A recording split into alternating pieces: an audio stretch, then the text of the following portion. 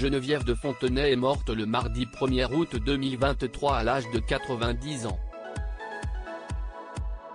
Quelques heures avant, la femme au chapeau était entourée de ses proches à son domicile.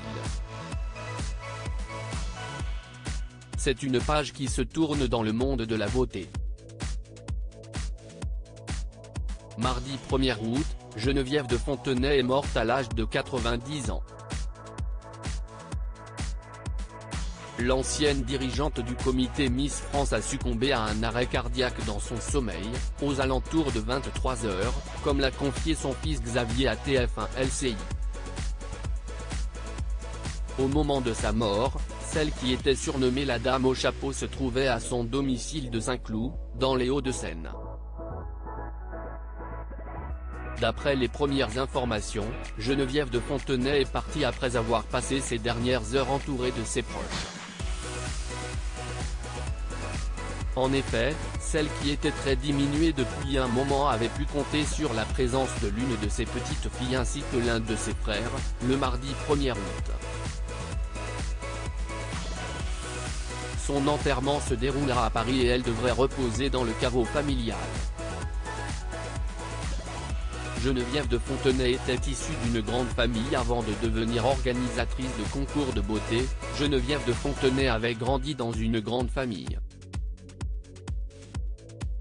Née en 1932 en Meurthe-et-Moselle, elle était l'aînée d'une fratrie de 10 enfants et s'était occupée de ses petits frères et sœurs. Par la suite, elle avait rencontré l'amour de sa vie, Louis Poirot. Le couple avait accueilli 2 fils, Ludovic en 1984 et Xavier en 1961. Malheureusement, son fils aîné s'était suicidé en 1984 dans son appartement de Versailles. Un véritable choc pour la mannequin. Depuis plusieurs années, Geneviève de Fontenay évoquait régulièrement ses petites filles, Adèle née en 1996 et Agathe en 2000.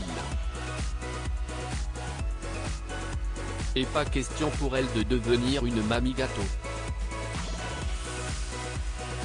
La femme de caractère se montrait d'ailleurs intransigeante sur leur style vestimentaire.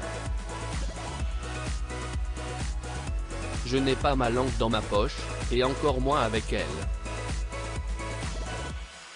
Quand quelque chose ne me convient pas, je leur dis, avait-elle affirmé. Un caractère accepté par les 2 jeunes femmes, qui préféraient mettre en avant son célèbre sens de l'humour.